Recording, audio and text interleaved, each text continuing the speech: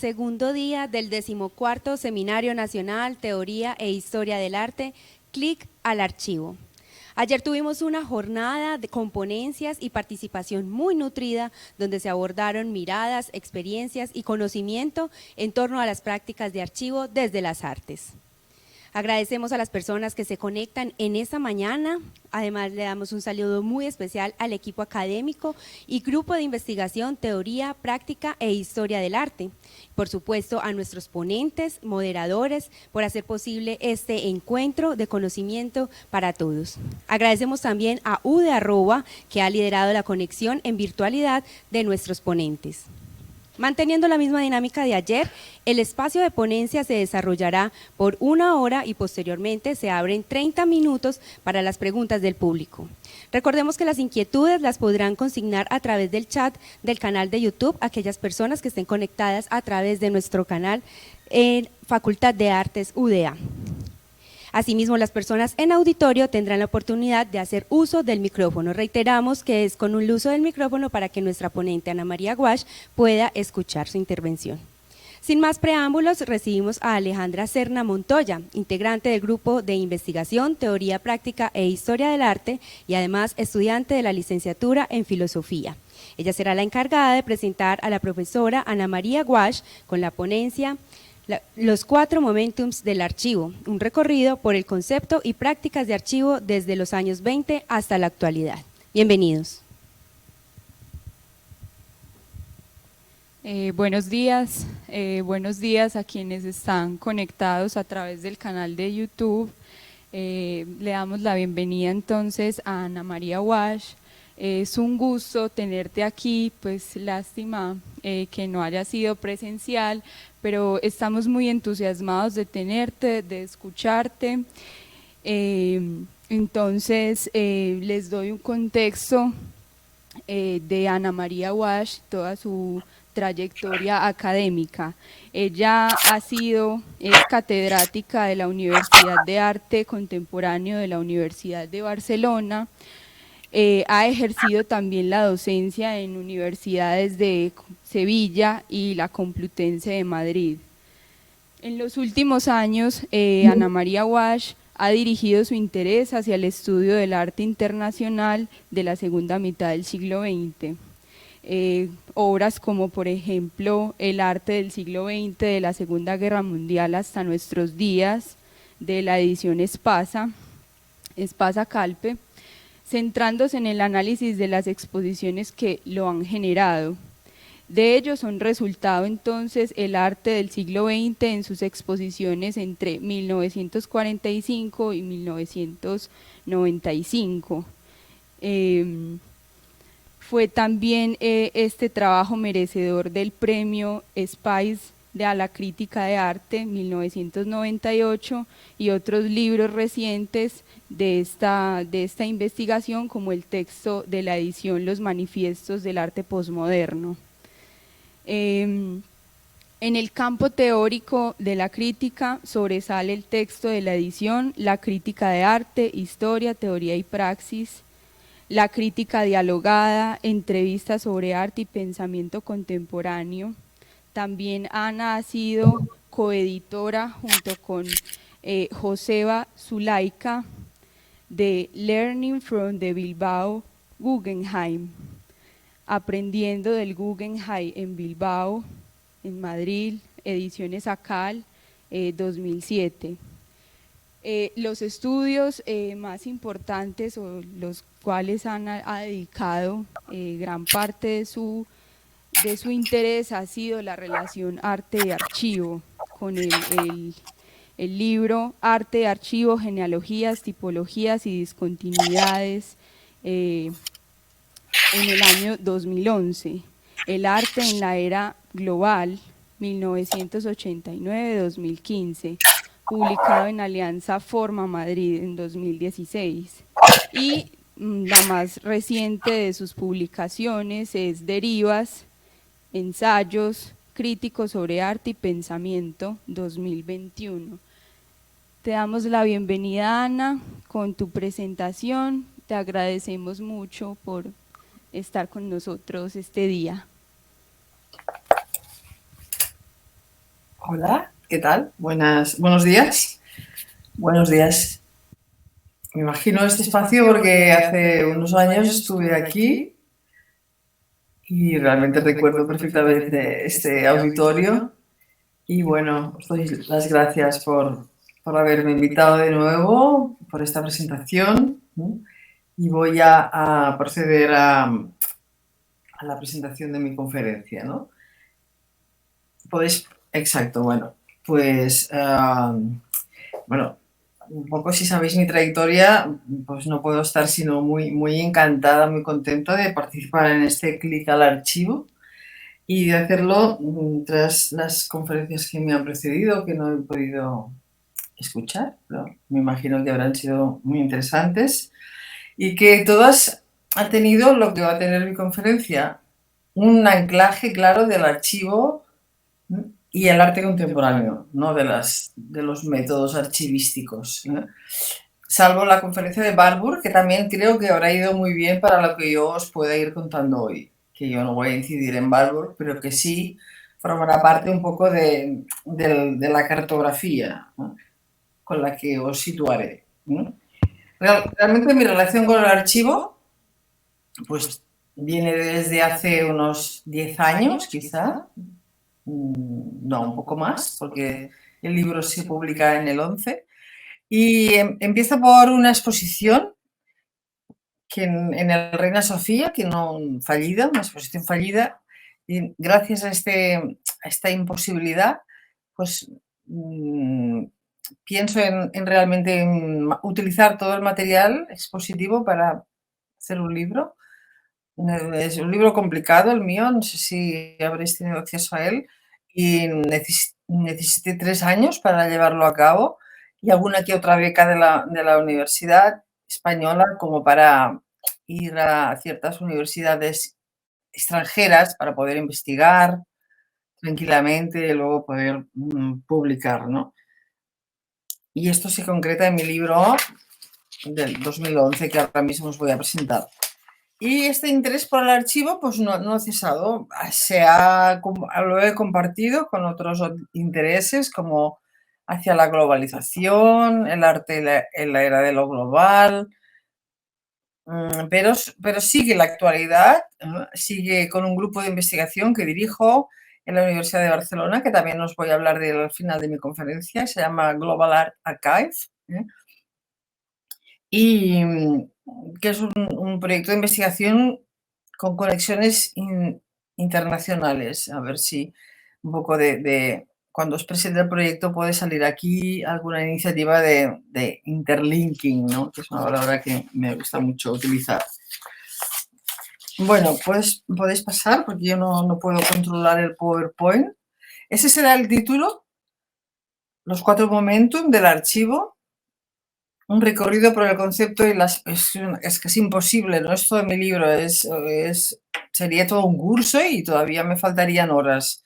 Por lo tanto, voy a hacer una síntesis de una síntesis de una síntesis. El recorrido por el concepto de archivo en los siglos XX y XXI, que no es poco. Pasa. Un poco todo esto está reflejado en mi libro, que pueden ver en la pantalla, mi libro Arte y Archivo, 1920-2010. El libro se publica en 2011 y hace ya 11 años que lleva publicado. Por lo tanto, hay toda una década que aquí no está. Y con un subtítulo que es Genealogías, tipologías y discontinuidades. Como veis aquí sí que hay los 2 siglos y sobre todo lo que explico en las primeras páginas, y con esto voy a comenzar mi conferencia, es la existencia de este nuevo paradigma, ¿no? Cuando yo escribo un libro apenas hay publicaciones sobre archivo, hay pocas, ahora hay muchas más. Entonces lo que hago es empezar por explicar este nuevo paradigma de archivo aplicado al trabajo de artistas, es un libro dedicado al trabajo de artistas y de fotógrafos, ¿no? Y para diferenciarlo de otros 2 paradigmas, lo que yo denomino el paradigma de la obra de arte única que es el que conocemos normalmente, el propio de las vanguardias y de las neovanguardias, desde el fauvismo, cubismo, de los cuadros únicos que se cuelgan en la pared, que tienen su propio título y allí el artista empieza y acaba un proceso, ¿no? Esto es el paradigma de la obra de arte única. Y también más allá de otro paradigma, que es el paradigma del collage, del fotomontaje, basado más en discontinuidades, en fisuras, ¿no? Cosas que se van añadiendo, pero siempre también a un único soporte. El paradigma del archivo que explico en este libro y que os voy a explicar ahora, que en realidad ha convivido con los otros dos, pero de una manera opaca, de una manera casi invisible en los manuales de historia del arte, en los estudios hasta prácticamente finales de los 90. Nadie había detectado este concepto de archivo, los ponían en otras clasificaciones, estos archivos. Supone de entrada, y resumiendo mucho, el paso de lo áurico tal como lo entendía Benjamin, la obra de arte única, unida a la unicidad, a la originalidad, a la novedad, al impacto, al shock. Y es este paso de lo áurico a lo burocrático. Dentro del archivo podemos hablar de... Pase. Siguiente. Bueno, esto es un detalle del... Pase el otro. Es un poco el paso de... Aquí les voy a mostrar, casi sin nombre, algunas obras que son obras de artistas en formato bajo el paradigma del archivo, ¿no? Aquí, evidentemente, no tiene nada que ver con un cuadro de Pollock ni con un cuadro de Rothko, sino que estamos más cerca de este paradigma, diríamos, burocrático, es decir, una creación artística basada en una secuencia mecánica, en una repetición, en una casi repetitiva letanía sin fin. Todo pase la próxima también. Todo más próximo, podríamos decir, a una estética, ¿no? A una estética legal administrativa, muy poco propia, pase siguiente, de la obra de arte única. Estas también son obras de archivo de un artista llamado Onkawara, puros ficheros, como el que tengo detrás de mi rostro, como que todos ustedes pueden tener en su casa. Pase la siguiente. O esta obra de Andrea Fraser, que es una instalación también que no voy a explicar, basada en el archivo, o en esta otra de Mon, pase la otra, siguiente, que también pues, son obras, dirías, bajo ahora entenderán, esta estética burocrática, ¿no? Nada que ver con lo áurico. Y también muy próximo a los protocolos de la ciencia archivística, como son inventarios, tesauros. Aquí hay una clara apropiación de la ciencia archivística. Los artistas lo que se están apropiando es de la ciencia archivística, del uso del concepto de tesauro, que es algo que usan los archivistas, o de los inventarios, de los atlas, cuadros de clasificación, sistemas de indexación. Y todo ello con una clara voluntad, siempre en estas obras, como podemos ver en esta imagen, de coleccionar. El artista del archivo no únicamente utiliza ficheros, sino pues colecciona, a veces en un método más cercano a la cámara de curiosidades, a la Wunderkamera, almacena, ¿no? Clasifica, pero siempre clasifica. No es nunca un azar desordenado, no es nunca algo acumulativo sin más, sino que siempre hay una clara voluntad de clasificación, de ordenación. Pase a la próxima. De hecho, la primera exposición dedicada al archivo de 1999, tenemos que esperar hasta finales del siglo XX para ver una exposición monográfica sobre archivo, que de hecho es la primera exposición sobre archivo. Aquí viene el catálogo.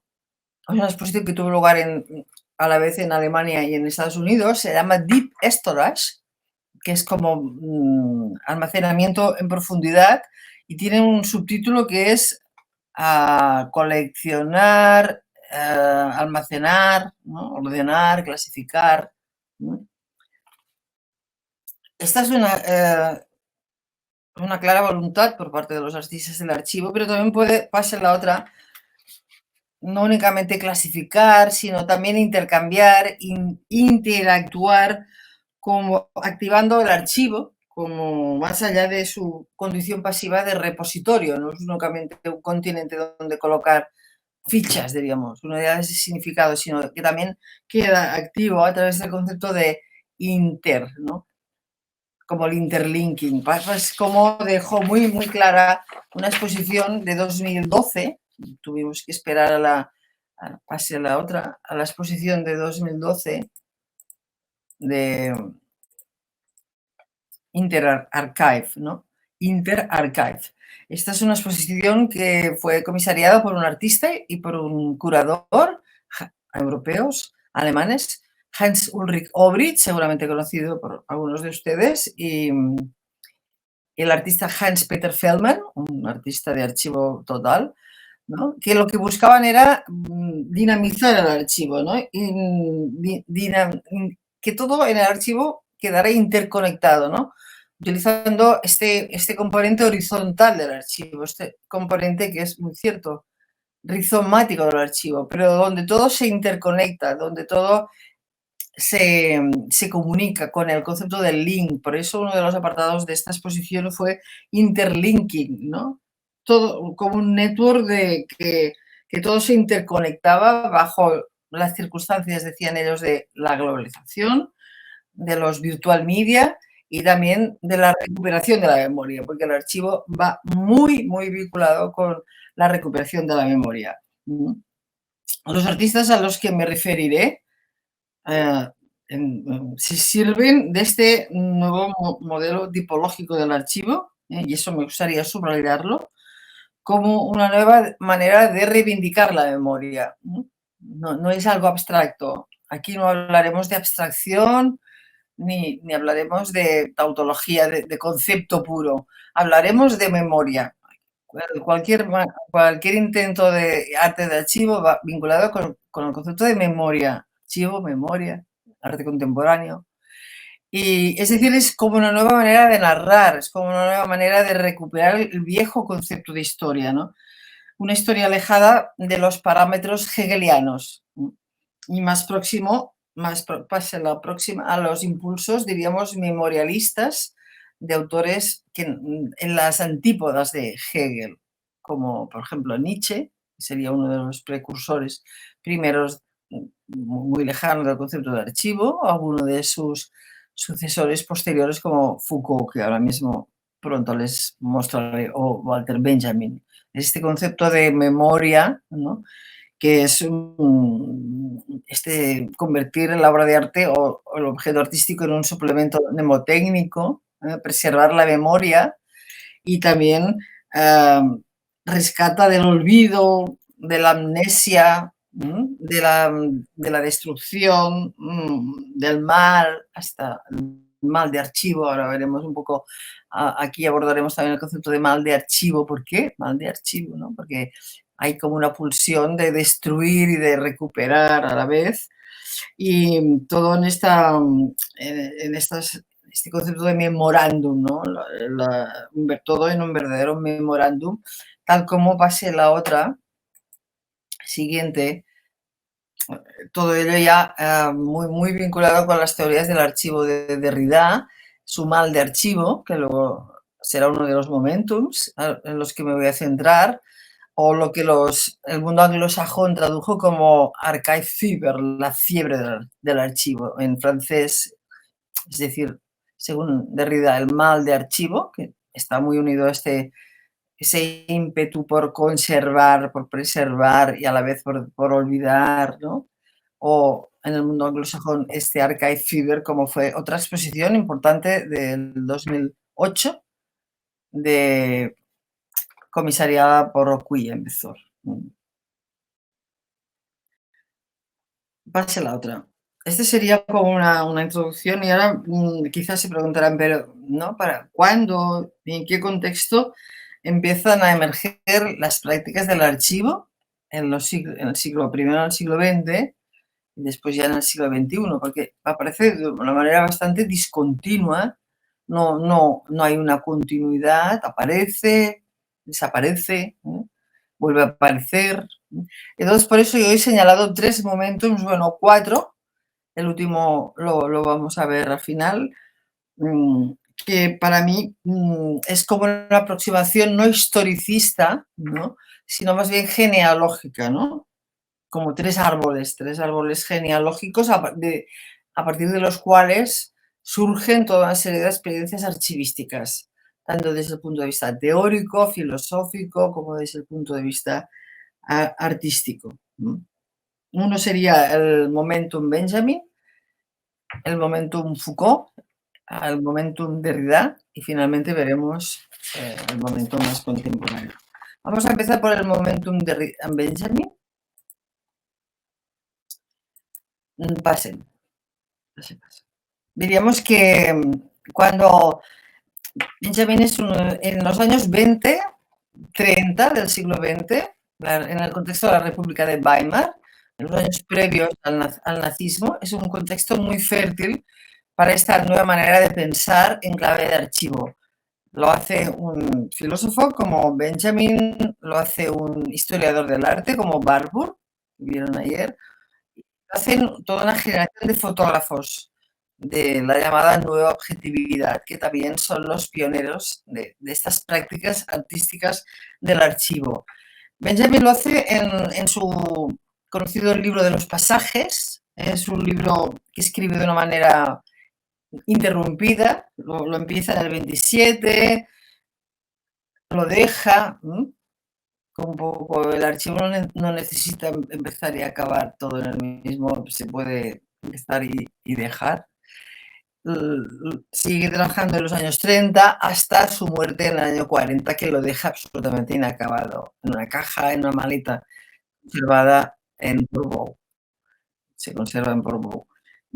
¿Qué hay en este libro de los pasajes? ¿Qué era el libro de los pasajes? Era como una especie de un retrato de las galerías de París de finales del siglo XIX, pero en realidad más que un texto literario clásico al uso, él lo concibió como unas fichas, como una sucesión de fichas en las que aquí hay algunos manuscritos de Benjamin, en los que busca entender estas galerías o esta ciudad, este inicio de ciudad cosmopolita de París de fines del siglo XIX, a través de eso, lo que él llama una serie de destellos, una serie de fragmentos, una serie de gotas del pasado, a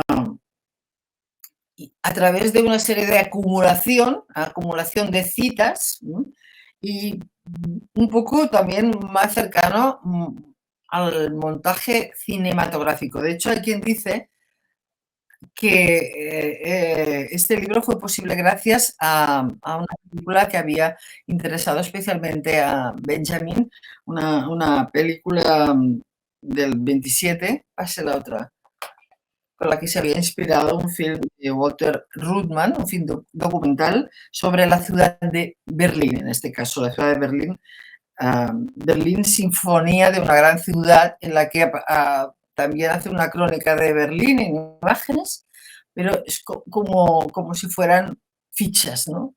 No como una secuencia narrativa clásica. Es como un montaje, como luego sería un montaje cinematográfico. Pase la otra. Y es así como en este libro de pasajes, que está traducido aquí, lo ven, no sé si ven mi cursor. Bueno, está ya traducido en alemán, en inglés, en español es muy importante la edición española, y aquí está el manuscrito de Benjamin. Es una acumulación de fichas donde el autor alterna documentos autobiográficos con material apropiado. Esto es muy interesante en el archivo porque los artistas del archivo lo que más utilizan es material que ya existe, material apropiado de otros medios. Pero aquí hay una mezcla de material autobiográfico con fuentes ya publicadas, ¿no? Con una serie de categorías, 36 en concreto, eso es muy propio del archivo, y categorías como flaner, como, es decir, el paseante, el deambulante, el que deambula, el que se pierde por las calles de París, la fotografía, la prostitución, la publicidad, sin ninguna relación entre sí, ¿no? Como casi ordenadas alfabéticamente, pero categorías clasificadas con códigos de colores, ¿no? Algo también muy propio de los que trabajan con el archivo, esta clasificación y muchas veces con códigos de colores. En este mismo contexto cultural de los años 20 y de los años 30, en plena defensa de una noción antipositivista de historia, que esto es muy importante, en plena defensa de un concepto anti-hegeliano de la historia, junto al proyecto de Benjamin destacan otros proyectos, como por ejemplo, pasa el siguiente, como el Atlas Mnemosyne de Avi Warburg, siguiente, que también se desarrolla en los años 20, finales de los años 20, año 28, 29, y son 79 paneles, con una serie de conjuntos aleatorios de imágenes de muy diversa procedencia, ¿no? Como gran collage, fotografías, reproducciones de grabados, de pintura, reproducciones siempre de grabados, de pinturas, de esculturas, de miniaturas, de imágenes de prensa, recortes publicitarios, mapas, esquemas postales, sellos de todas las épocas, todo en este sistema horizontal, antijerárquico, rizomático tan caro al archivo, y uniendo algo que fue realmente a destacar por parte de Warburg, la cultura occidental y la cultura no occidental. Hay también imágenes junto a las de la primavera, de Botticelli, hay imágenes de los pueblos indígenas de América. Todas estas cadenas de afinidades morfológicas, semánticas, entonces no es una acumulación, no es poner una, sino es una cadenas de afinidades morfológicas y semánticas donde se quiere explicar una historia del arte únicamente a través de lo visual, omitiendo lo textual, ¿no? Hay muchas maneras de explicar esta obra, realmente también ha sido objeto de exposiciones y de estudios por parte de teóricos. Es en este mismo contexto, culturales, un poco la República de Weimar, que emergen también una generación de fotógrafos de la nueva objetividad. Sobre todo me centraré en August Sander, que construyen toda una taxonomía, esta también es una palabra muy cara al archivo, una taxonomía con grupos y subdivisiones de imágenes a través de la obra, ¿no? Este es un proyecto también inacabado, como fue inacabado el de Benjamin, fue inacabado el de Warburg. Un proyecto también, la intención era, creo que tengo 4 o 5 imágenes, realizar un cuadro taxonómico de los ciudadanos del siglo XX, se llama así, Ciudadanos del siglo XX, es este proyecto, y gentes de la República de Weimar, divididos en una serie de categorías, el granjero, la mujer, clases y profesiones, todo según clases sociales y profesiones, ¿no? Lo que nos quedó fueron 45 carpetas o portfolios, pero en realidad sabemos que él lo que hubiera querido era hacer como más de 500 carpetas y introduciendo muchísimas más imágenes de las que introdujo originariamente, ¿no? Este es uno de los primeros proyectos de archivo fotográfico. Pase. Aquí tenemos estas diferentes categorías. Esta, por ejemplo, campesinos. Pase la otra. mujer, diferentes maneras de encarar la mujer en este momento histórico de finales de los años 20, la República de Weimar, casi, o diferentes clases y diferentes profesiones, militar, médico, zapatero, así. Siempre en este estilo, siempre artistas también, en este estilo objetivo, fuera de, alejadísimo de las técnicas fotográficas pictoricistas de las que Sander quería huir, ¿no? También alejado de la fotografía de Brassai, por ejemplo, todas las antípodas de la fotografía de Sander, la fotografía del instante único. Estas son fotos muy de estudio, muy elaboradas, muy casi muy objetivas, ¿no? No hay nada, no hay ni un punto ni un ápice de subjetividad como en el archivo. En el archivo no hay interpretación, se rechaza todo lo que signifique interpretación, todo lo que signifique demasiado subjetividad, aura, un poco todas estas cuestiones. Vamos, pasemos ahora.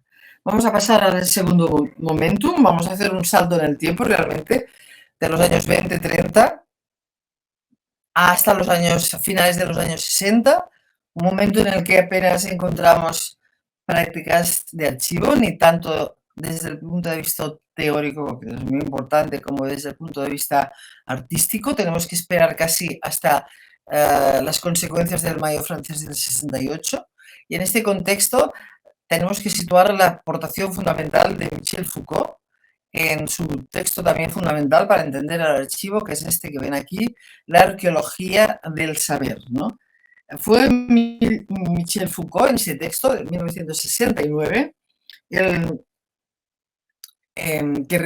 plantea una vuelta al archivo, otra nueva manera de entender la historia más allá de Hegel, más allá de las teorías del progreso hegelianas, y lo que para él lo más importante es el concepto de enunciado, ¿no? No pases ahora el concepto de enunciado, más allá de la frase.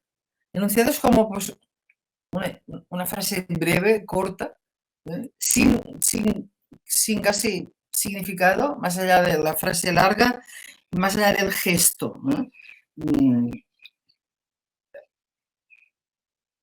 Para él lo importante son los enunciados, que no son ni una proposición, ni una frase, ni cualquier otra unidad de sentido, y que solo aluden a la materialidad de lo dicho. Esto es muy importante. En tanto que dicho, al margen de toda evocación, como he dicho antes, de toda empatía y de toda alusión, tanto de carácter objetivo como de carácter subjetivo. El archivo es para Foucault lo que permite que las cosas dichas no se depositen, estoy haciendo resumen de resumen, no se depositen azarosamente, aquí no hay azar, no hay desorden, todo es ordenado, no hay nada amorfo, ¿no? Sino que se ordenen de acuerdo a una serie de regularidades específicas, ¿no? El archivo, dice él, se da por regiones, por fragmentos, por niveles, ¿no? Es también muy interesante el discurso que establece Foucault al contraponer la biblioteca, ¿no? Como objeto clásico de ordenación de nuestra cultura, con el proyecto, con el archivo, con el proyecto, dice él, arqueológico archivístico, porque para él la biblioteca estaría unida al concepto de historia y el archivo estaría mucho más cerca del concepto de arqueología, como una suma de estratos, ¿no? Una suma de estratos sin ningún contacto entre ellos que van confeccionando el saber. En este segundo momento realmente se dan muchos ejemplos de obras en formato de archivo. Algunos son fotógrafos alemanes de la nueva objetividad de los años 60, como este que ven aquí, el matrimonio Becker, que con este proyecto Son proyectos, no son obras, son proyectos de un número determinado o a veces indeterminado de obras, porque algunos de esos proyectos solo acaban con la muerte de los, en este caso, de los artistas. O en el caso que les mostraré más en un momento, el de Richter es un proyecto que empezó en los 60 y sigue activo, es una work in progress, seguramente hasta que muera el artista, ¿no? Son obras muy largas en el tiempo.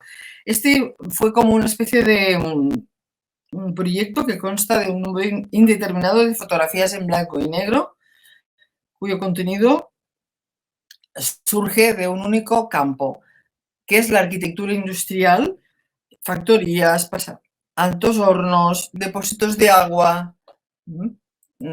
Aquí ven gasómetros, silos organizados en series de tipologías industriales, todo perfectamente ordenado, que obedecen a esta idea de clasificar parte de la memoria colectiva a partir también de estas retículas que crea, de este concepto de repetición que no tiene nada que ver con el serialismo del minimalismo, que era pura abstracción. Aquí es con memoria, en este caso, memoria de la arquitectura industrial alemana de la posguerra. Un homenaje anónimo a los arquitectos y a los ingenieros de la primera arquitectura industrial alemana, siempre dentro de de este estilo documental, como el de Sander. Pasa, dentro de este estilo pura objetividad.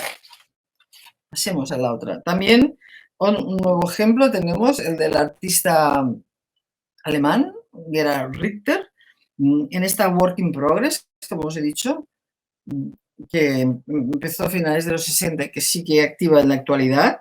Aquí, bueno, es una multiplicidad de imágenes.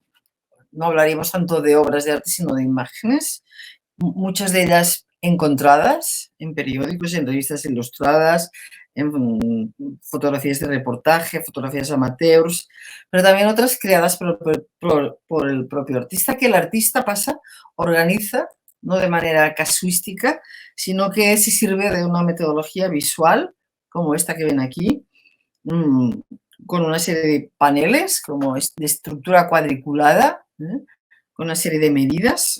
A veces se organiza todo desde un punto de vista más aritmético y otras veces bajo esta aritmética se esconden una serie de temas, una organización temática. Hace una verdadera historia personal y colectiva del mundo, del contexto alemán y de su propio entorno cotidiano, de su propio contexto personal.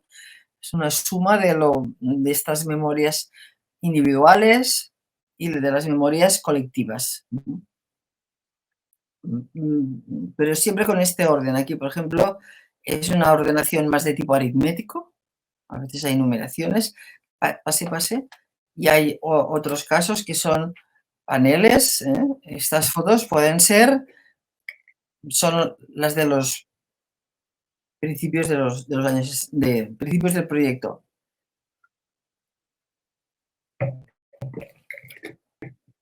Fotografías antiguas, fotografías nuevas. Aquí hay una serie de los el 17 y el 18, hay hasta 500, más de 500 paneles. También este concepto de panel, evidentemente, está, por eso esto se llama el atlas, y la obra de Baruch también se llama Atlas Mnemosyne, son dos atlas, y donde el concepto de panel está sacado directamente de Warburg, con estos paneles negros también. Aquí, por ejemplo, hay una serie de temas, núcleos temáticos, como clasificaciones temáticas, como campos de concentración, o pasa la otra, o pasa, o retratos de personajes alemanes ilustres, pase. Retratos, a veces biografías, y a veces estructuras, diseños para sus propias pinturas, ¿no? Todo con un cierto, si en el caso de Becker hablábamos de un cierto orden, del nomos. En el caso de Richter hablaríamos de la anomía, pero bueno, todo eso es posible dentro del archivo porque hay gran multiplicidad de opciones dentro del archivo. Es como una red de memorias también. Bueno, ahora pasamos ya al tercer momento, de la mano también del filósofo Jacques Derrida, que aquí lo vemos, que en un texto de 1994, o sea, casi bastante posterior al de Foucault, llamado Mal d'Archive, así lo llamó él en francés, una impresión freudiana, hace una doble relación, una doble clasificación del archivo, una doble manera de aproximarse al concepto de archivo. Una lo hace al concepto etimológico de archivo, al concepto griego, los orígenes griegos del archivo, que son muy complejos. El concepto de archivo, si tuviéramos que hacer una historia, tendríamos que empezar con el mundo griego, con el concepto de arqué, que es el concepto de el principio, arqueion, que es un poco el estado, o también tendríamos que pasar al mundo romano, al mundo latino con el archivium, es decir, son conceptos muy utilizados en el mundo clásico, en el mundo greco-latino, que él lo recupera, esta genealogía, pero también hace lo relaciono con algo bastante inaudito, con el psicoanálisis de Freud, y llegando a la conclusión de que el psicoanálisis debería ser considerado, en último término, como una teoría del archivo. Entonces, todo eso lo podemos ver en este libro que está como el de Foucault, lo pueden encontrar en PDF. Antes sí que era difícil encontrar, pero ahora son textos que están en la red, Mal d'Archive. Él parte del blog mágico aquí tenemos el blog mágico y tenemos a su autor, su padre, que es Freud, que es como una especie de instrumento donde a la vez que se inscribe, se registra, a la vez se borra y se vuelve a registrar sin que lo borrado desaparezca completamente, ¿no? Este es el blog mágico. Y entonces es cuando se van superponiendo estas diferentes escrituras, estas diferentes temporalidades, en estos estratos que tienen mucho más que ver con la arqueología que con el concepto de historia, ¿no?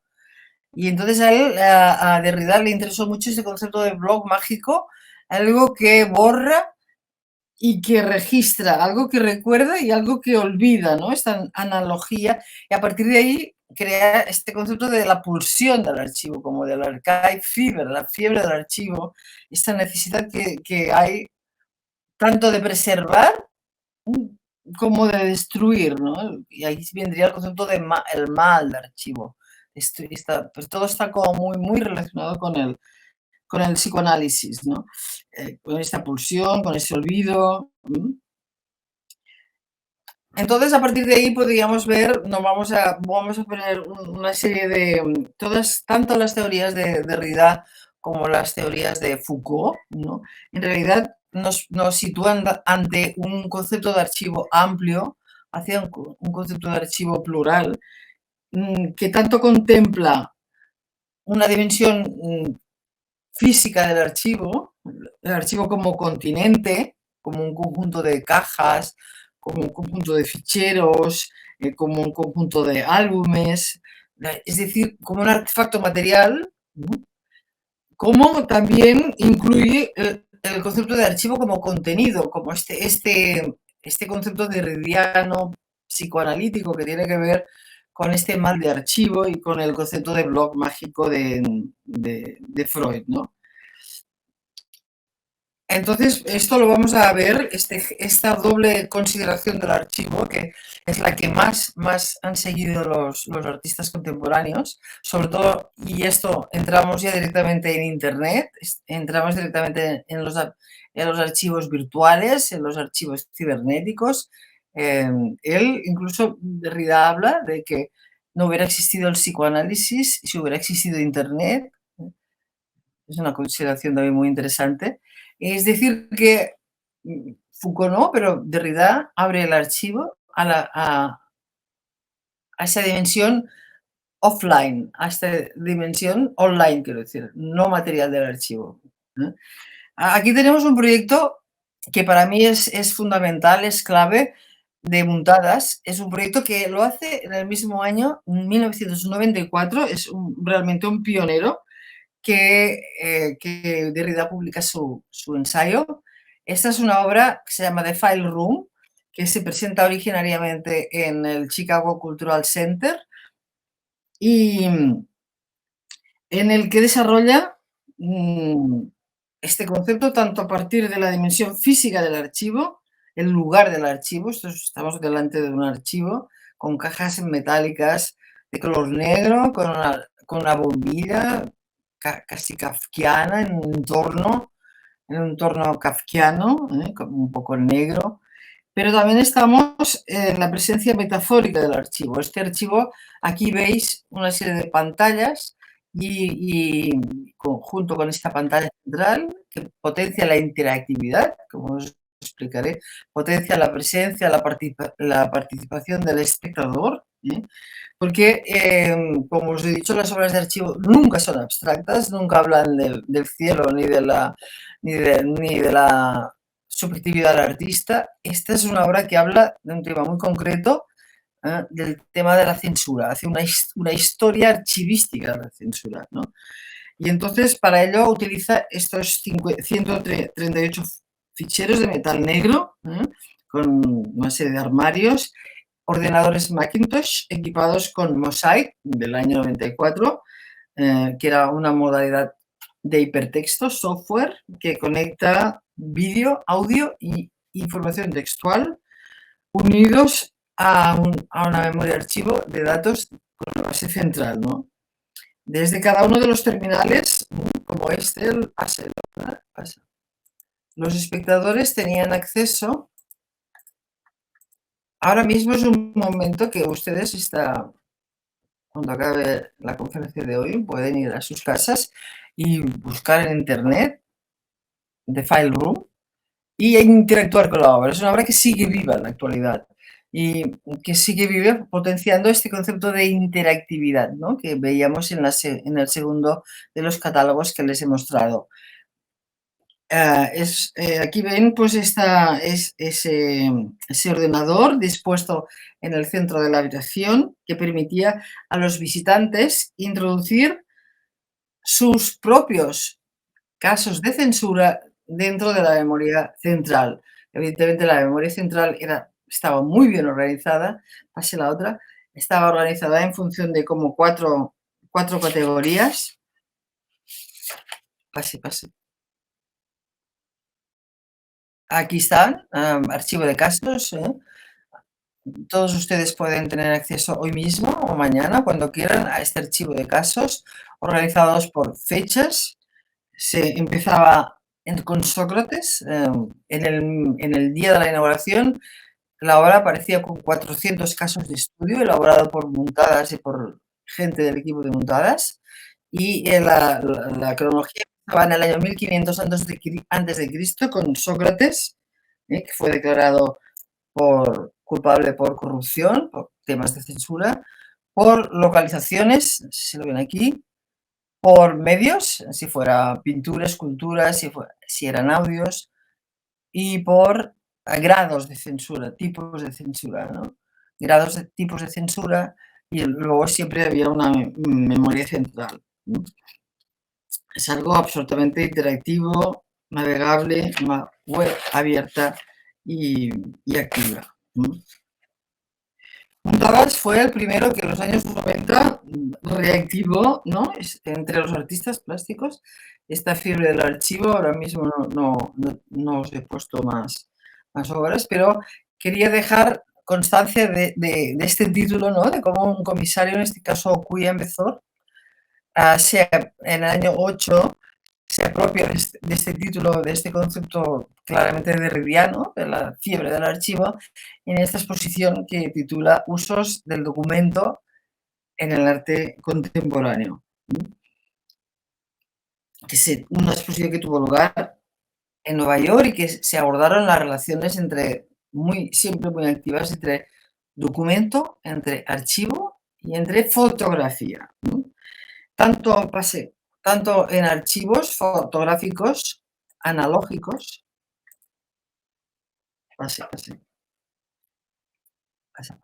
como podemos ver en esta instalación de Hans-Peter Feldman, uno de los grandes representantes del arte de archivo, el que hizo con Obrich la exposición Interarchive. Y aquí presentó en este espacio una serie de portadas, 100 portadas de periódicos del día siguiente de la caída de las Torres Gemelas del año 2001. Se llama 9-12, porque fue 12 del 9, front page, portadas. Aquí pongo 9-11, yo creo que es 12 porque fue al día siguiente.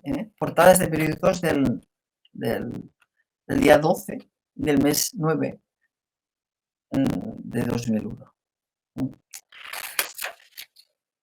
Pero también en esa exposición que trataba esta relación documento, archivo, fotografía, se pudieron ver toda una serie de archivos virtuales, ¿no? Proyectos online de artistas, de colectivos, como por ejemplo este que vamos a ver ahora, que es un tema también que está muy, muy, muy, muy vinculado con el archivo, que ayer creo que les habló Paul Capdevila, que igual está aquí hoy.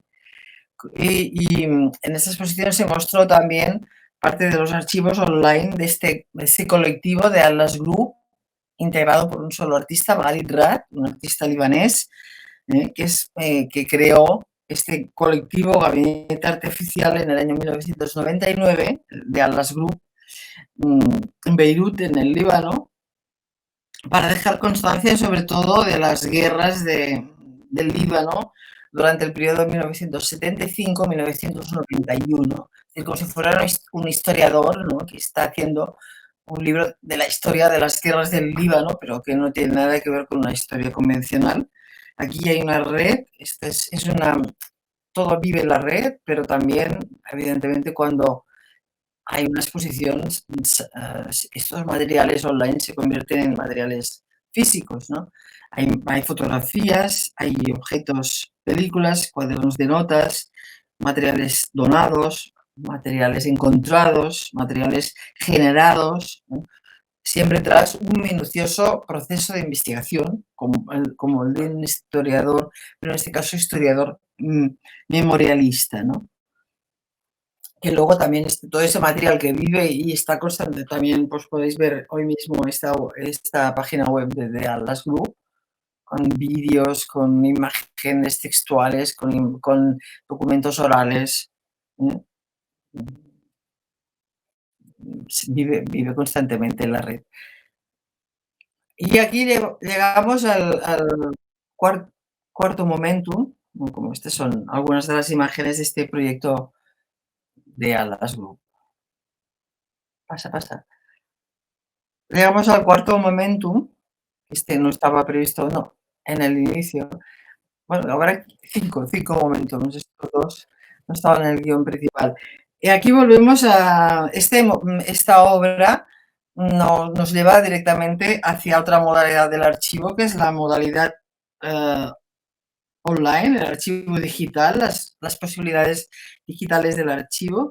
Y aquí lo hacemos de la mano de uno de sus teóricos fundamentales, el alemán Wolfgang Hertz, por ejemplo, en este texto muy interesante, Digital Memoria, Art and the Archive, ¿no?, se llama, según el cual las unidades de memoria, ¿no?, o los datos transferidos son ahora sustituidos por formas dinámicas y temporales del archivo en un espacio digital, los datos fluidos, ¿no? Él contrapone datos transferidos, que es la memoria clásica, a los datos fluidos, que es la memoria online.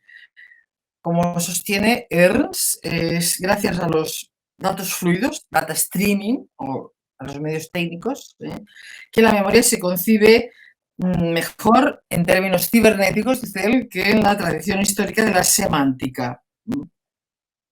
Dice Ernst, un factor completamente en el mundo del arte de hoy, un factor completamente nuevo, ha emergido en esta era del data streaming, de las comunicaciones en red, generando un profundo cambio de perspectiva. El estatus privilegiado que la civilización occidental había otorgado a ciertos valores permanentes y tradicionales del pasado, archivo, incluso el archivo físico, biblioteca, museo, aquí entraríamos en otra colección, cede el terreno a un intercambio dinámico, estos datos transferidos, a esta transferencia de datos en sentido lateral, los datos transferidos, ¿no? Es en este contexto que podríamos hablar también de toda una serie de proyectos artísticos online que también en el momento expositivo también se desplazan hacia el offline. Pasa a la próxima. Como por ejemplo el proyecto del artista español Pedro G. Romero, que un inmenso proyecto en curso iniciado en el año 1999, creo que ya ha finalizado, creo que lo finalizó en el 2018, tal como lo podemos ver en su página web, constituido por miles de imágenes en forma de postales, en forma de fotografías, en forma de libros, una mezcla de documentación visual, textual, todo sirve, todo oral, pero en este caso no. Un archivo de imágenes, este archivo FX se llama así, archivo de imágenes de la iconoclastía en el marco de la política anticlerical en España, es decir, es un tema histórico, es un historiador que aborda el tema de la política anticlerical de España en 100 años, del 1845 al 1945. Este es el archivo FX, el archivo de efectos especiales que le llama. Y aquí les muestro solo un caso de estudio de los centenares que se pueden ver dentro de este proyecto, que es el de la Semana Trágica de Barcelona, del año 9. Y todo él lo organiza en base al concepto de tesauro, que es un concepto que se apropia aquí, ¿ves? Semana Trágica, de la archivística pura y dura, tesauro, que es un vocabulario de pura indexación, donde cada imagen se relaciona con un concepto, con un artista o una categoría de la historia del arte. ¿Pasa la otra? No. Es decir, de la vanguardia moderna. Él lo organiza así, con el concepto de tesauro. Como sostiene Romero, Archivo FX es un fondo documental en construcción, pretende establecer las bases con la que urbanizar la provincia del nihilismo. El formato de archivo también en esta doble dimensión on-offline. También me gustaría, ya para ir acabando, presentarles este trabajo de un artista también español, catalán, Francesc Abad, que hace también como una historia, pero una genealogía de uno de los episodios más tremendos de las ejecuciones de la represión franquista, un episodio del Camp de la Bota donde se fusilaron a miles de ciudadanos. Y entonces él hace como una especie de historia de homenaje a este evento con más de 1.500 documentos, que aquí ven algunos de ellos, informaciones de archivo, documentos de defunción, recortes de periódicos, cartas, carnets, también la memoria escrita, buscando documentos orales de los familiares, de los fallecidos, ¿no? Creando un verdadero memorándum, ¿no? Más cercano al concepto también de rememoración, ¿no? Tanto de memoria, sino de rememoración. Y así, bueno, ya casi llegamos al quinto momentum y al último, el de un teórico, el que encabezo con un teórico global, Arjuna Padurai. Nos dice Arjuna Padurai en el texto Después de la modernidad.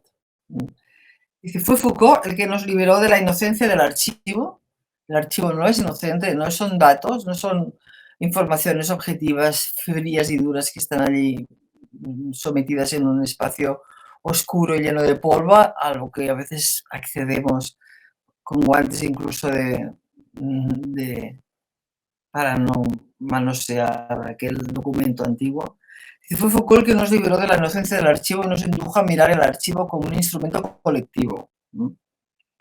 Más que la tumba del trazo, y esta es una frase que a mí me ha interesado mucho por lo que ahora os voy a contar, el archivo es la anticipación de la memoria colectiva, ¿no?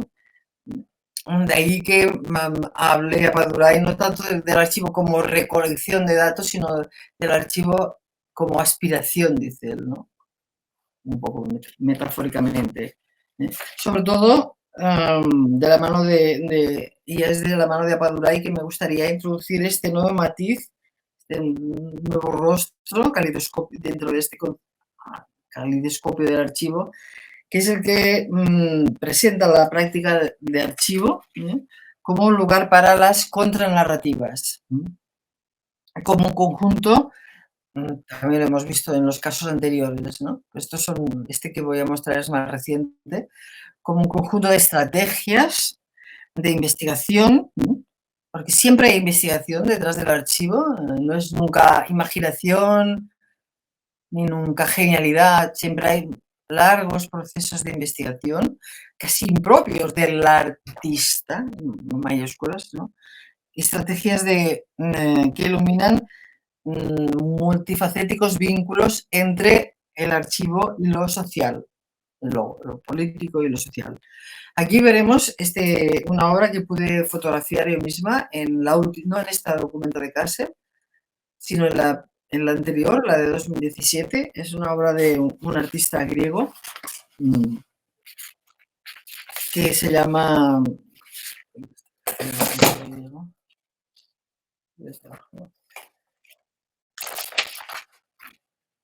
Stefanos Sivopoulos, que vayan viendo la obra. Se llama la obra Precarious Archive, de 2015. Ven un poco la arquitectura, el ambiente, incluso había el concepto performativo del archivo. En síntesis, lo que quería era abordar uno de los episodios políticos de la historia de Grecia, desde la Guerra Fría, como episodios de la historia de Grecia en la Guerra Fría, como la guerrilla marxista antiamericanista del 17 de noviembre, la Junta griega, la dictadura de coroneles, la doctrina Truman, a través de una serie de imágenes inéditas. Aquí ven, esto es como parece un archivo, ¿no? Una serie de no publicadas que le supusieron 10 años de trabajo en oficinas de prensa, instituciones archivísticas públicas y privadas, periódicos de Grecia, un material visual de 40 años, entre 1963 y 2002, que se organizaba en 330 categorías temáticas. Profundizar solamente en este proyecto nos hubiera llevado casi toda la conferencia. Aquí están todos los materiales escritos, materiales propios de instituciones archivísticas, pero organizados artísticamente.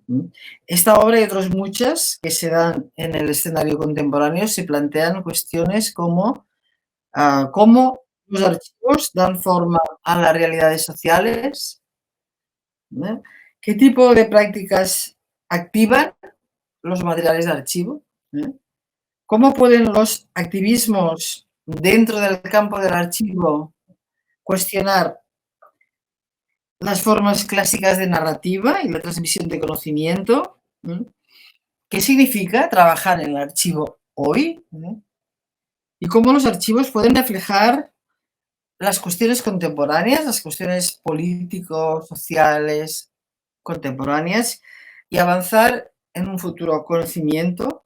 Realmente algunos de estos temas son con los que yo trabajo en la actualidad. Pasa la otra. Con la que yo me siento más. Ese es el tipo de trabajo que centra un poco el grupo, el proyecto de investigación que estoy dirigiendo en la Universidad de Barcelona.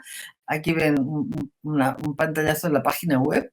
El proyecto se llama Global Art Archive y quiere, si se busca situarse en lo que llamaríamos los Critical Archival Studies, ¿no? No los Cultural Studies o los Visual Studies, sino los Critical Archival Studies, con bastantes ya contactos internacionales que trabajan en esta misma línea de investigación, que tienen una clara voluntad de interdisciplinaridad y también de translocalidad, es decir, lo que buscas es sobre todo un espacio de comunicación, de búsqueda de otros grupos similares que trabajen en una misma manera de entender el archivo.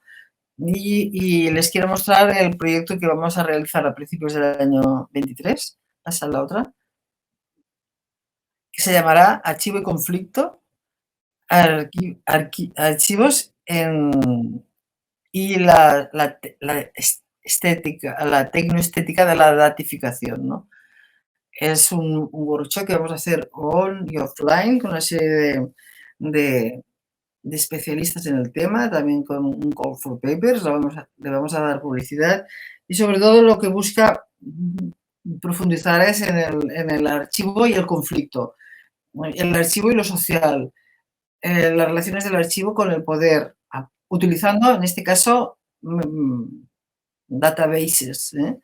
Y también las relaciones del archivo con el colonialismo, lo decolonial, etcétera, etcétera. Es decir, huyendo también de la perspectiva puramente eurocéntrica, que siempre ha sido la perspectiva en la que el archivo se ha sentido más cómoda, ¿no? Buscando un poco salir de esta perspectiva etnocéntrica o eurocéntrica. Aquí está un poco nuestra keynote, que es una profesora de la Universidad de Aarhus, en Dinamarca. Y un poco, bueno, pues me gustaría también, pues, a ver si alguno de ustedes puede trabajar en una vía similar a esta y podemos integrarnos y seguir pues trabajando con un pie en Latinoamérica, con la que siempre he tenido mucha relación, no con el tema del archivo. Prácticamente creo que es mi primera conferencia de archivo en Latinoamérica, sobre todo de Latinoamérica me llaman para explicar arte y globalización. Y pues nada, me gustaría establecer este vínculo con el público de aquí o con el público que me pueda estar escuchando a través de YouTube, ¿no? Con este grupo de investigación para seguir avanzando un poco en esta última dimensión del archivo, pero que sin las anteriores nunca hubiéramos llegado a esta manera de entender el archivo más seguro cuando hay. Y bueno, con ello ya creo que hemos agotado el tiempo y cierro mi conferencia y les doy la palabra. Gracias.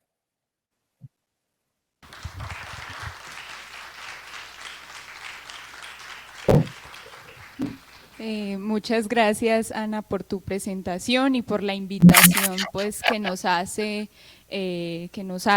para ser parte de esta investigación sobre el archivo en Latinoamérica, que ha sido también una de nuestras preocupaciones, no solo en términos sociales, políticos, sino también artísticos, incluso en el ámbito nacional. Abrimos entonces este espacio para las preguntas. Recuerden hacer uso del micrófono, pues porque Ana no nos escucharía si no usáramos el micrófono.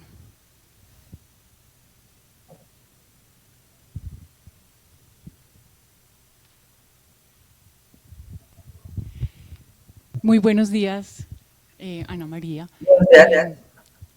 Mi nombre es Ana María Tamayo. ¿Te puedes presentar? Sí, buenos días. Sí. Mi nombre es también Ana María Tamayo. Soy profesora de la Facultad de Artes.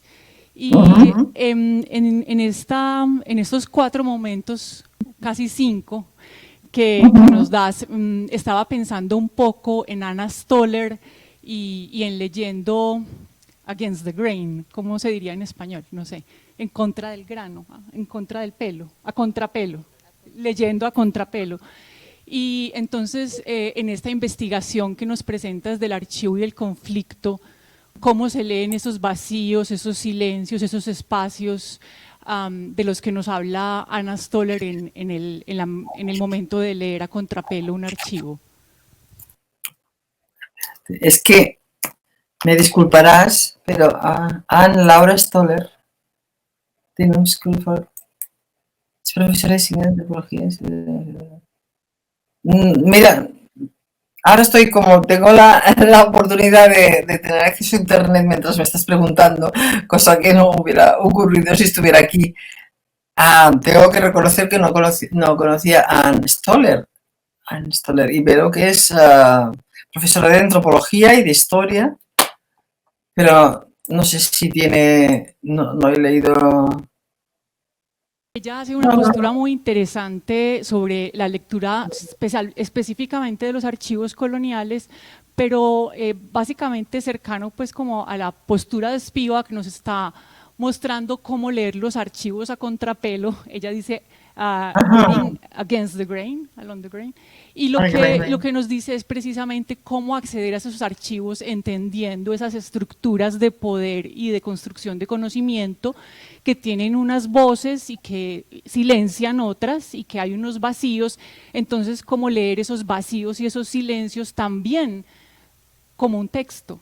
Entonces estaba pensando, me pareció muy interesante este proyecto que nos presentas y creo que es una gran oportunidad, sí, precisamente. Gracias porque está en Nueva York, ¿no? Sí. Está en Estados Unidos. Es que este proyecto tuyo que nos presentas es político.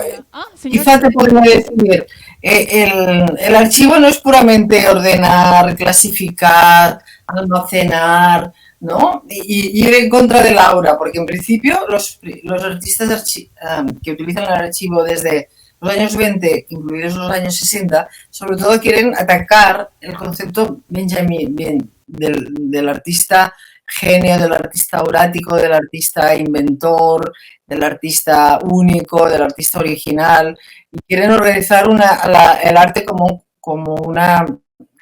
algo mucho más legal administrativo, como he dicho antes, ¿no?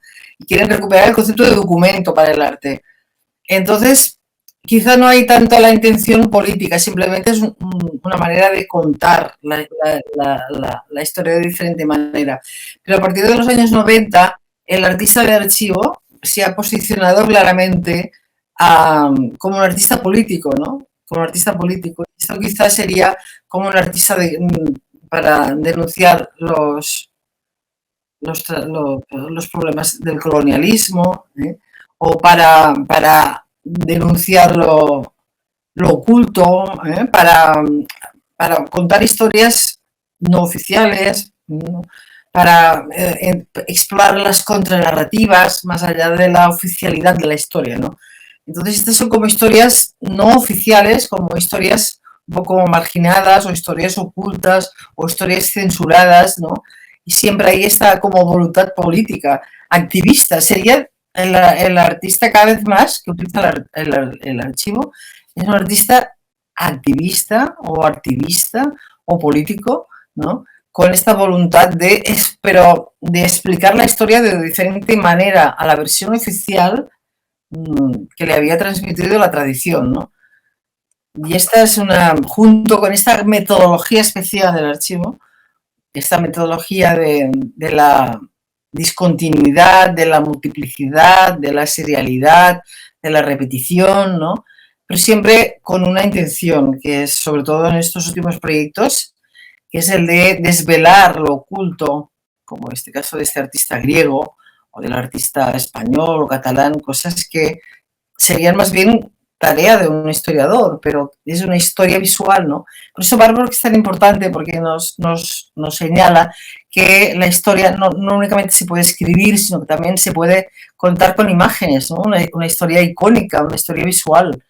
Y no, es lo que hace Richter, es como una continuidad entre Barbour no hace aquello por azar, por poner un cuadro al lado del otro, sino hay una intención muy clara en el trabajo de Barbour. Yo no sé si ayer profundizaste en Barbour, que es el de, por ejemplo, poner en el mismo nivel la alta y la baja cultura, que para él pues era en el año 20 era increíblemente novedoso, unir la civilización occidental, la gran civilización italiana, del Renacimiento italiana, casi con las culturas indígenas americanas, ¿no? Y unir pues esas uniones que propicia el archivo, porque el archivo es un método, aparte de los casos, es un método sobre todo horizontal de trabajo, es un método no jerárquico y es un método rizomático, por eso también tendría que haber hablado de Deleuze y de Guattari y del concepto de rizoma, porque es consustancial al archivo también.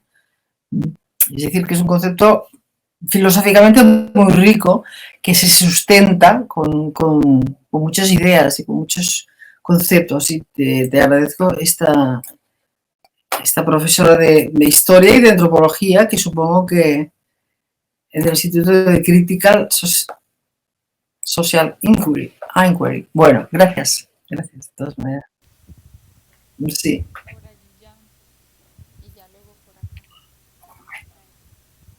¿Sí?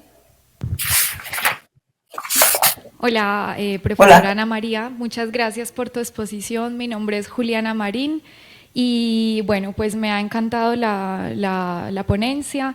Yo no estudio netamente este tema del archivo, pero hice un poco clic con algo que conocí hace algunos años, que es Anne Imelé. No sé si de pronto la conoces. Ella es una fotógrafa francesa y también investigadora francesa, y ella hizo su tesis doctoral sobre el tema de los agenciamientos, que precisamente es un concepto muy deleuziano, y ahí, como en todas las fotografías que nos muestras, hago ese clic hacia el concepto que ella trabaja, que es ese agenciamiento en la fotografía. Entonces habla de artistas como Wolfgang Tillmans y también Richter, que mostraste ahí, y bueno, otros más, y nos liga como mucho esa idea de organizar, en el caso de los fotógrafos principalmente, que tienen pues este problema tan grande de la masificación de la imagen, ¿cierto? Sobre todo los que trabajan con lo digital.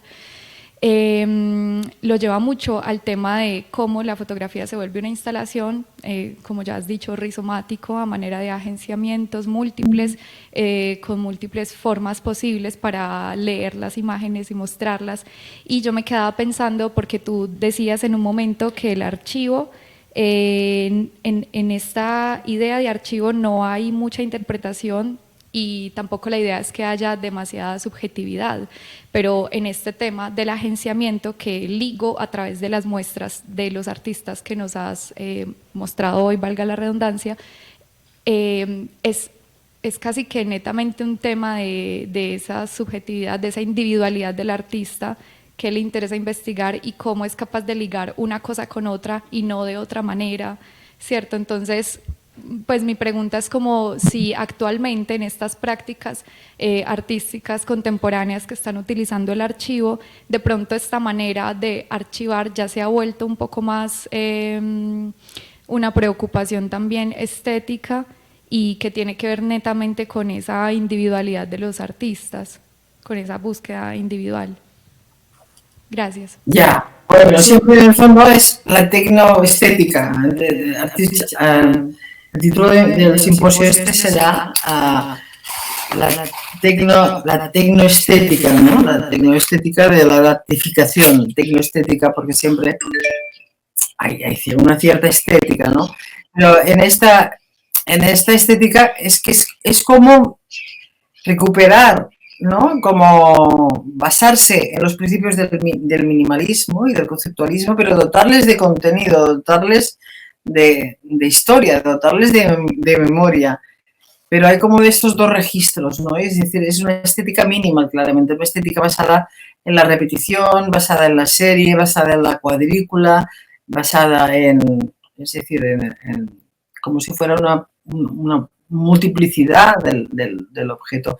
Pero sí que es cierto que un poco como norma general del archivo hay una cierta intención de que no sea tanto el artista el que determine el significado de la obra o que imponga al espectador el significado de la obra, sino que sea el espectador el que lea la obra.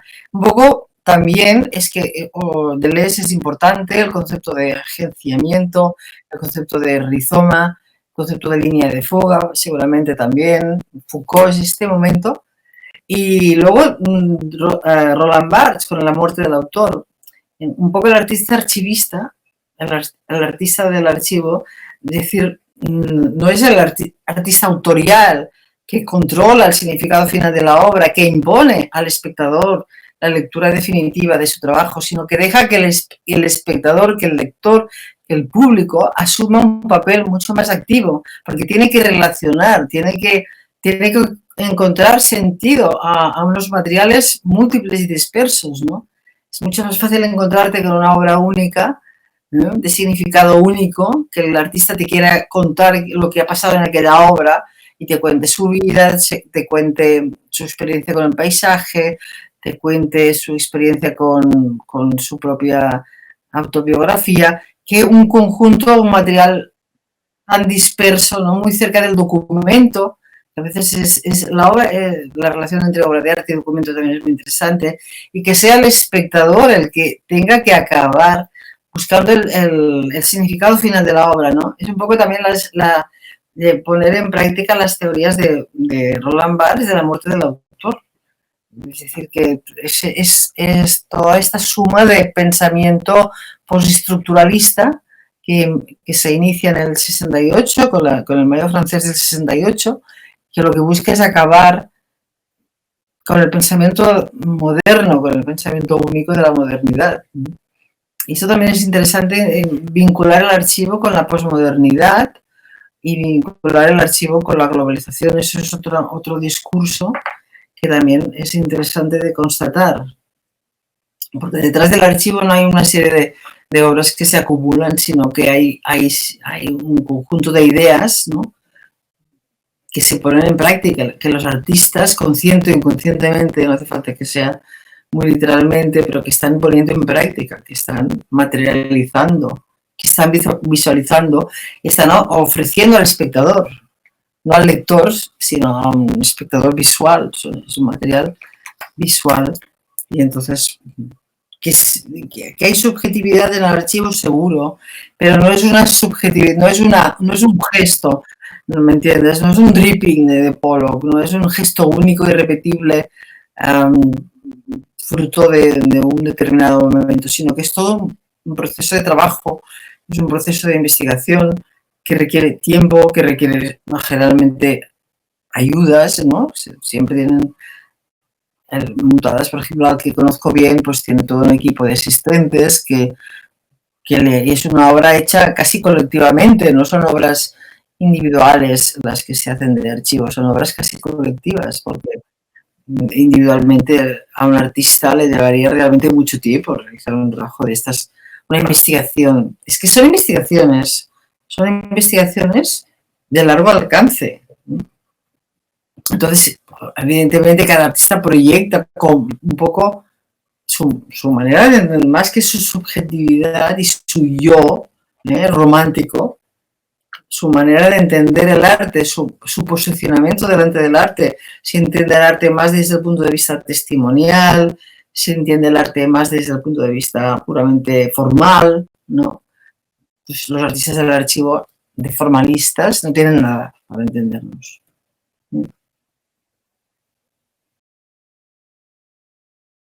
Dime, más preguntas.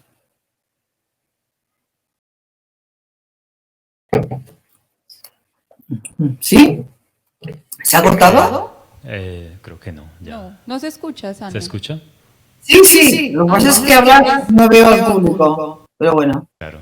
Profesora, muchas gracias por la presentación y por la invitación a participar quizá en el proyecto más adelante. En particular nos interesa porque forma parte de un proyecto de investigación que justo está intentando rastrear los desarrollos. Contacto conmigo por email, por ejemplo. Sí. Estamos trabajando justamente sobre arte y archivo en Iberoamérica, como los desarrollos más recientes.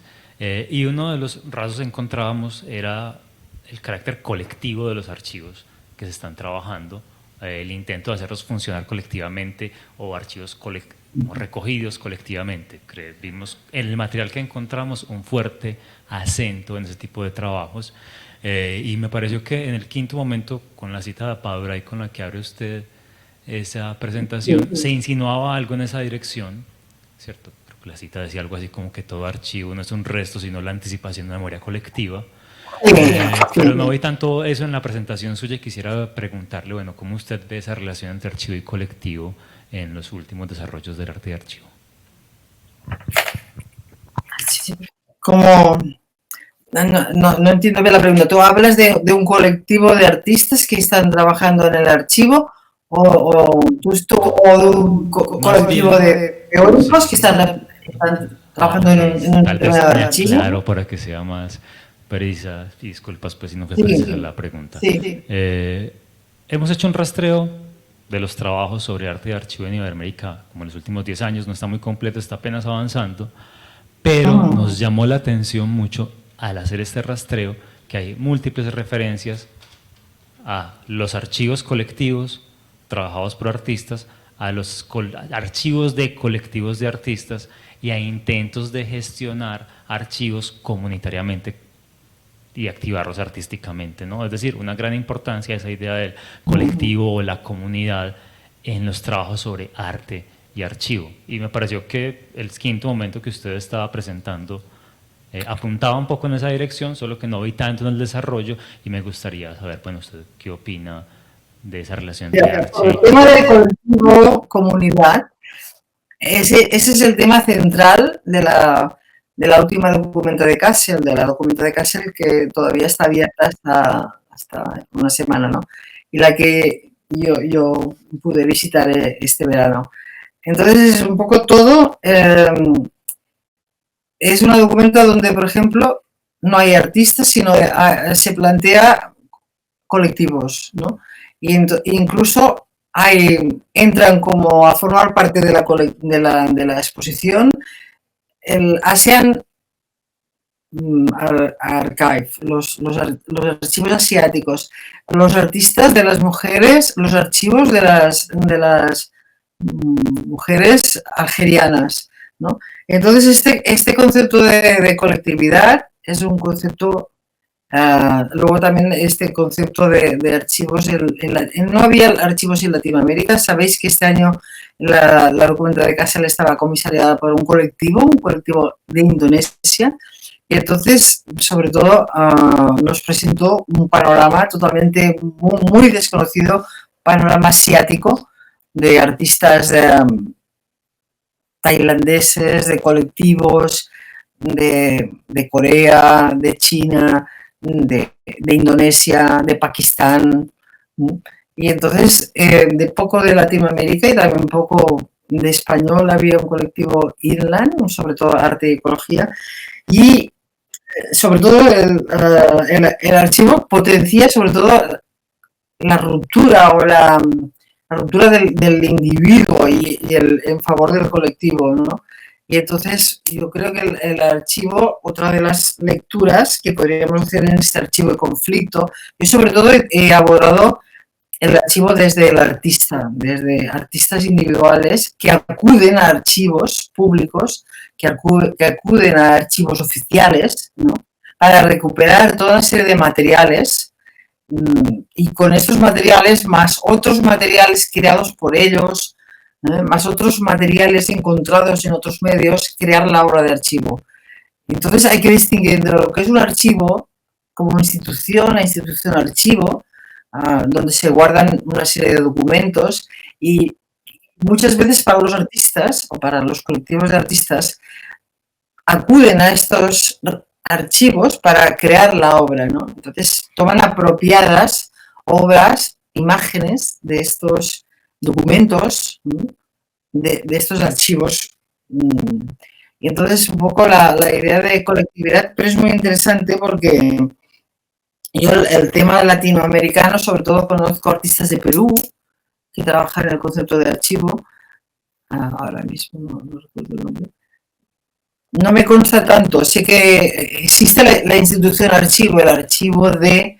Pero una cosa es el archivo y la otra cosa es el artista que trabaja con materiales de archivo y crea una obra en formato archivo.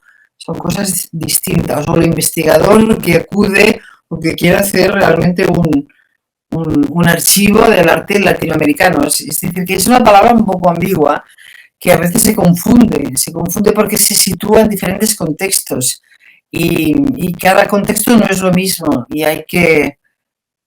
A veces me dicen, tu libro que habla de historia de archivos, no habla de la historia de archivos, habla en el libro del archivo como una metodología de trabajo.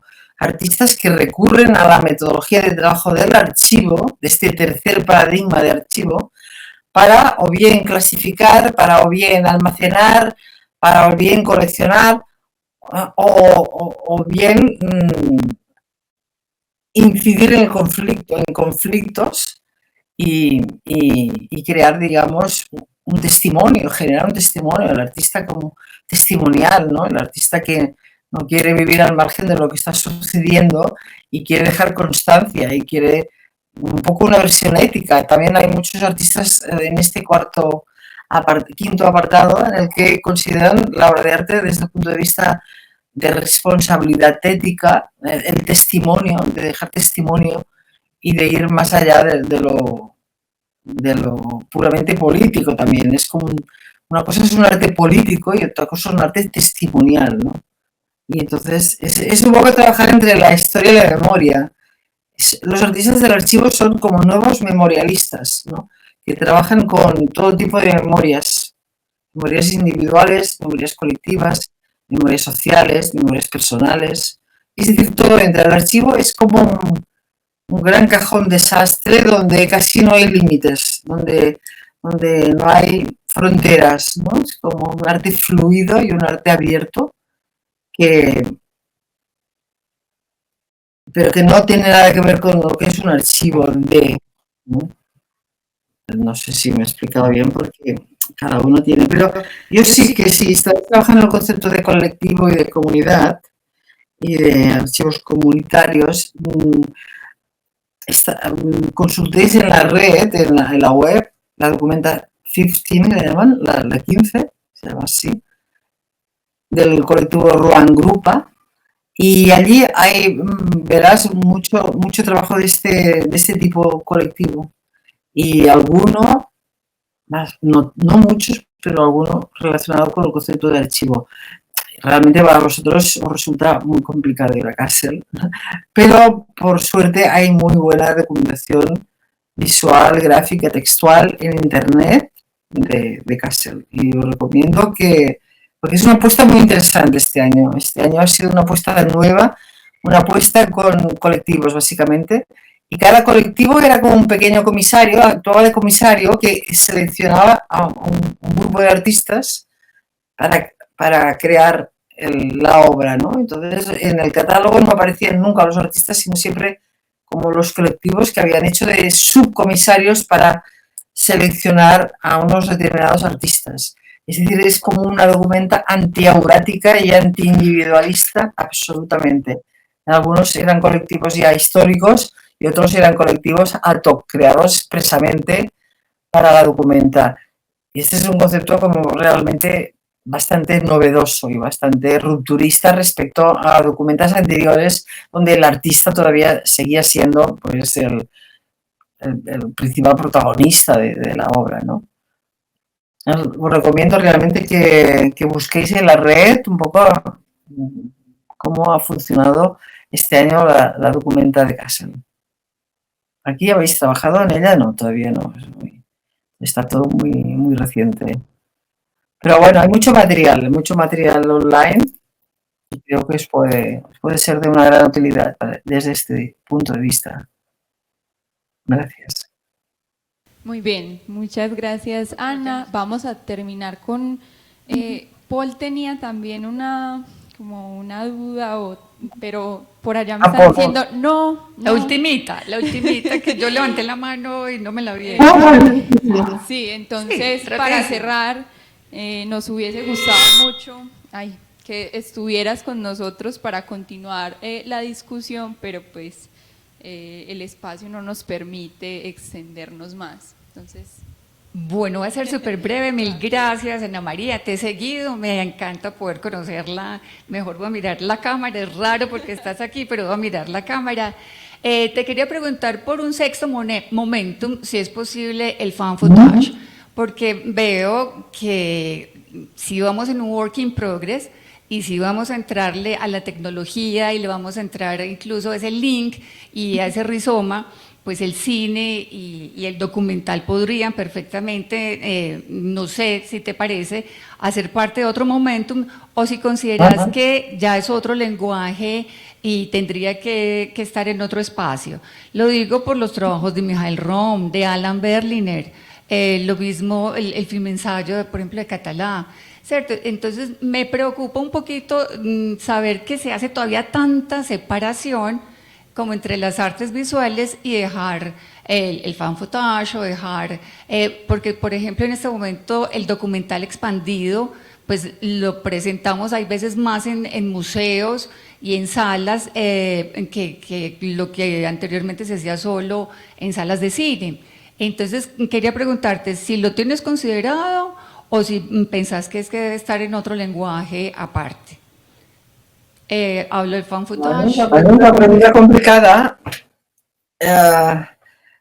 Chris Marker sería un poco el antecedente, Sans Soleil, ¿no? Sería un poco el antecedente. Sans Soleil sería, para mí, eso que me cuentas, podríamos crear una nueva genealogía a partir del trabajo de Chris Marker. Quizás no es un campo que yo conozca, pero el cine de exposición, ¿no? El cine de museo sí que es el vídeo, en definitiva, ¿no? Que es el momento en el que el cine entra en el museo, ¿no? Se llama el cine expandido. Ese es un momento muy interesante que he trabajado desde otros ámbitos, no desde el ámbito del archivo. Pero ahora pensando, sí que se podría hacer una genealogía, que es un tema que, más que hacer una historia de cosas que sucedieron así una detrás de la otra, un poco líneas genealógicas, árboles genealógicos, ¿no?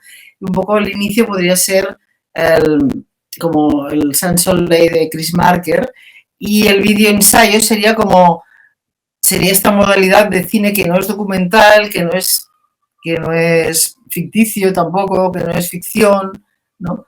Sino que es como un found footage, ¿no? Como una especie de collage de diferentes imágenes en movimiento. La imagen en movimiento también realmente entraría dentro del archivo, aunque yo no lo he trabajado, ¿no? Y entonces este podría ser un tema realmente interesante, aplicar estos conceptos que yo he aplicado en imágenes fijas, aplicarlas en imágenes en movimiento, y entonces seguir un poco por el vídeo ensayo y ver un poco este concepto del videoensayo. También es como una especie de materiales aleatorios, es una especie de gran collage de imágenes encontradas, de imágenes creadas, de imágenes hechas ex profeso, ¿no? Con diferentes secuencias, con diferentes voces. Ahora estoy pensando en Ursula Biman. Y entonces, más que el cine documental, yo lo vería cercano al ensayo visual, ¿no? Al ensayo visual que rompe también, que rompería el argumento, la línea argumental clásica, ¿no? De principio, comienzo y fin, ¿no? Que rompería esa estructura y que nos aproximaría a este cine de archivo. La verdad es que hay muy poco publicado de esto, la verdad es que sí. ¿Serías arte contemporáneo también o no? Sí, claro, arte contemporáneo. Claro. Tengo más preguntas y muchas cosas que contarte porque coordino el Observatorio de Contenidos Audiovisuales y Multimediales de la universidad. Y allá trabajamos por nodos y es todo lenguaje computacional. Tenemos un nodo, de hecho, que es de archivo. Y hablando de conflicto, de archivo y conflicto, trabajamos, por ejemplo, un tema que fue vándalos y marchantes. Yo me voy a comunicar contigo para después contarte qué es por los tiempos, pero que es interesante que vieras el ejemplo y el corpus que recogimos, porque era corpus de fotografía, grafitis, videoclips, marchas, y es muy interesante incluso pues de ambas partes, tanto hegemónico como en contrahegemónico, los discursos del presidente, la prensa, y es un corpus interesante. Entonces después, si quieres, te paso. Sí, puedes estar en contacto conmigo. Mi mail es público. Tú vas a mi mail institucional, el de la UB, el de la Universidad de Barcelona, lo encuentras fácilmente en la web o en mis páginas web, que tengo varias. Allí siempre hay. Gracias, profe. Gracias. Bueno, muchas gracias, Ana. Estamos muy entusiasmados por haberte tenido en este espacio. Esperamos que sigamos tejiendo canales de comunicación contigo, pues por el interés que nos has manifestado al final de tu conferencia. Y ya los dejo entonces con Carolina. Pues muchísimas gracias, la verdad. Me hubiera gustado mucho estar aquí porque he estado varias veces en Medellín. Tengo buenos amigos en Medellín. Hace años, quizás no están aquí, como Carlos Arturo, que creo que no está aquí, que es el que primero me invitó. No, Carlos Arturo no. Y bueno, para mí Medellín ha sido siempre una ciudad fantástica, con la gente fantástica, el museo fantástico, el Museo de Antioquia. Y bueno, me lo he pasado muy bien, pero esta vez no ha podido ser. Gracias. Próxima, si estés con nosotros, estamos muy contentos también. Muchas gracias. Estaremos en contacto vía online. ¿De acuerdo? Gracias. Hasta luego. Ya me despido, ¿no? Profesora, muchísimas gracias por su ponencia, por supuesto también Alejandra por la moderación, a todas las personas que se conectaron a través de nuestro canal de YouTube, a ustedes aquí presentes por estar en este evento de alta importancia para la academia, el arte y la filosofía. Les recordamos que hoy y mañana tendremos la venta de libros de la colección de textos con un 50% de descuentos, así que aprovechen. A continuación tendremos un receso de 15 minutos y regresamos a las… ¿qué hora es? A las 11 de la mañana. A las 11 de la mañana para la ponencia El potencial político del archivo, a cargo de Sara Fernández.